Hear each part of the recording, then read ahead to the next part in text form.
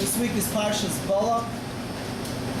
Pasuk first starts off, Vayar Balak ben Tzipar Eis Kol Asher Asa Yisrael Ha'Moiri. Talks about how Balak, is scared of Klal Yisrael coming, and he hires Bilam to curse out Klal Yisrael. Vayar Balak, what did Balak see? Well, in Pasuk Daled, Rashi says, he brings down that he wanted to know what's the secret of Klal Yisrael. Let's look at their leader, Moshe Rabbeinu. What is his koyach, his power? His power was Anshe Midyan told him, Amru lahem ein koychai el befiv. His whole power is in his mouth. And therefore, he says, you know what? Best defense is offense. So, best offense is defense, defense is offense. So he went and he said, Af onu nava eleihem ba'adam shekoycha befiv. He hires Bilam, who has a very powerful mouth. So the first lesson of the day is we see the power of the mouth, the power of a bracha, power of a klala. If a person chas v'shalom has a tzara, you go to Yid, financial problems, whatever problem he might have, what's the first thing the Jew does? He was looking for a schooler. He looks for a bracha to go to a Rebbe, give me a bracha. And the Rebbe tells him, do more mitzvahs, give more tzedakah, daven harder, and Hashem will help you come out of your tzara. So what does the Yid do when he's in trouble? He looks to elevate himself above his problems and sorrows. What does a guy do? Well, take a look right here. Balak goes ahead and he hires Bilam. He tries to suppress the competition. He tries to knock down the enemy. When he's against someone else, he tries to knock down his enemy instead of elevating and lifting himself up.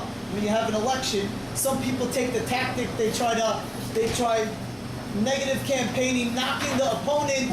This person raised taxes and did all these things, and therefore, vote for me. But he doesn't tell you what he's going to do and what positive effects he's going to have.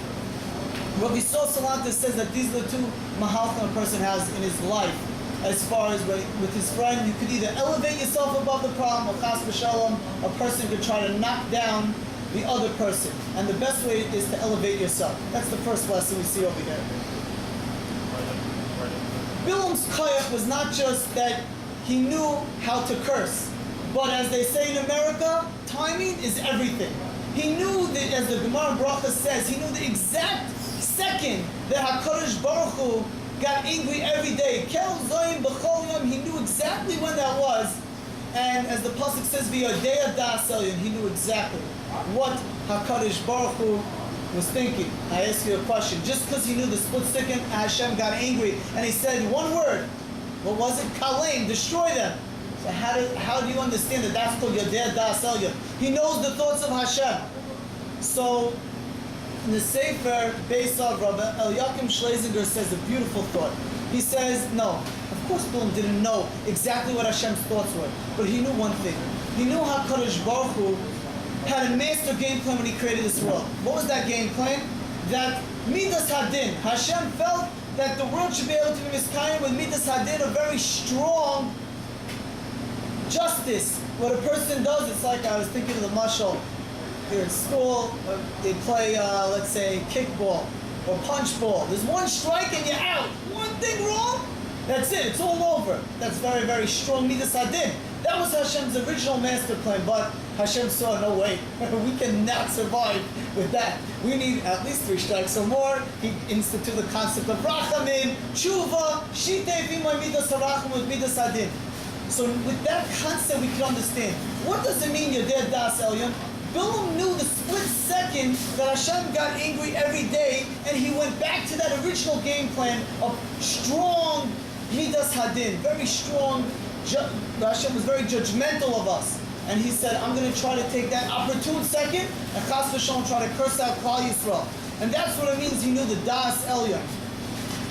Well, what did HaKadosh Baruch Hu in his abundant mercy, the pasuk says, "Lo hibit odin b'Yaakov v'lo ra amal b'Yisrael," which basically means Hashem knows how to FAF, forget and forgive. Hashem knows how to overlook things.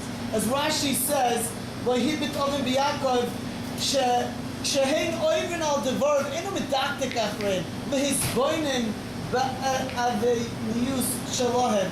Hashem doesn't look and meticulously with every little detail at that verse we did not. Hashem knows how to overlook, forgive, and forget. And that's a tremendous lesson for us when we are looking and judging other people, try to overlook, forgive, and forget. F-A-F. The lesson, we should look at other people positively and not just look at the negative in others. Hashem gave us two eyes. We have Midah, those two eyes are symbolic of Midas HaChesed and Rachamim and Midas Hadin. I don't want to, the Ayin Toiva, the good eye is Chesed, extending outward, being kind to others, helpful, but generous. But then there's also the Midas Hadin. There's that eye that's very judgmental, very critical, analyzing and seeing possibly the negative in certain situations. Now a person has to know how to use both eyes. The idea is to try to use the right eye more, the positive eye, being positive. That is the main thing that we should be focusing on, and use what's called the Ayin Toiva more.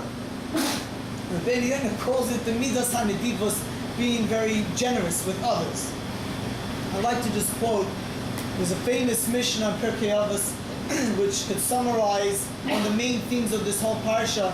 It's in Parakeh, Mishnah Yutes. Kol min sheyesh biyadai shloisha dvarim halalu, he's mitalmidav shel Avraham Avinu. Ushloisha dvarim acherim, he's from mitalmidav shel Bilam HaRasha. What are the three positive qualities which is considered from the Talmidim of Avraham Avinu? Number one, Ayin Toiva, having a good eye. Right? Number two, Ruach Nemucha, which Rashi explains is Ana B'Shafel, person who's very humble. The Nefesh Shvala, a person who doesn't have tremendous desires and taivas, someone that's more low-key. That is Mitalmidav Shel Avram Avinu. Ayin Ra, Ruach Kivoy V'Nefesh Shukava, a person who has a bad eye, someone who's very haughty, who covets, has major kina, and very lustful. That's Mitalmidav Shel Bilam HaRasha. I want to just discuss and analyze what this Ayin Toiva is. When I was a child, and I was in Little League, and I played baseball, they told me if the ball went way over my head or beneath the knees, good eye, and they cheer you on to try to make sure to swing at a good shot. Let's see, in this context, what exactly is a good eye, an Ayin Toiva? Rabbeinu Yonah says, Zumidas HaNedivos, someone who's generous. Rashi says, She'ein lo kina, someone who's not jealous,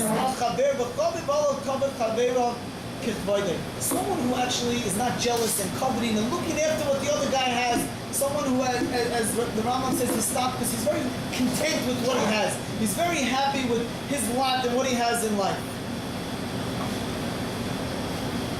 What are some of the benefits of having a good eye? Well, there's a master when it comes to understanding how people think and what being positive is all about. Rabbi Zelik Pliskin has a beautiful book called Happiness, and on page 161 he says the following. I thought this is one of the tremendous lessons, what the benefit of a good eye, something practical that we can take away with us. Every human being has positive qualities and faults. We all do, right? Positive, negative qualities. When someone does a good deed, you can either appreciate it or you can find something wrong. For example, why did it take so long to do it? Why didn't he do even more? How come he did this and not the other thing which I consider more important? A good eye sees that the good that others do, and they give generous praise and acknowledgement. And this is one of the biggest lessons here. People feel better about themselves when they are in the presence of such a person. So one of the tremendous benefits of a good eye is that you feel better about yourself. Number two, but number two, also other people are much more happy and excited around you. The person with the bad eye complains a lot, and this robs the person himself of feeling good, and he'll lead to saying things that can easily be cause a negative loop.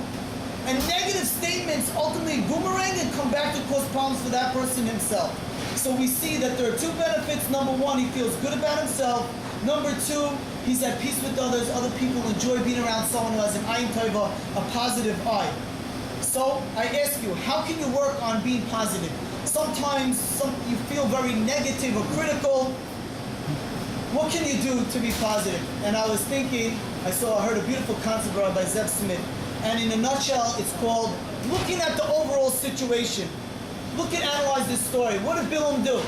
His donkey, he starts hitting his donkey, and his donkey opens his mouth. A miracle. He says, "What are you doing?" me, from today, since you know me from the beginning that we had a relationship till today, I never put you in danger. I never harmed you.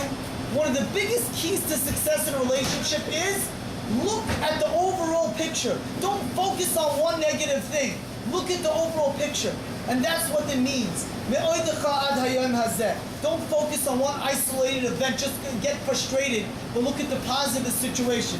So in summary, the concepts are, number one, we see the power of Koyach HaDibur. Number two, a Jew has to elevate himself by thinking and looking positively and not knocking others. Look at the positive, not the negative. The Ayin Toiba, you see the benefits a person feels good about themselves. It creates positive energy, and you're at peace with yourself and with others. And try to look at the overall situation and analyze and see the good.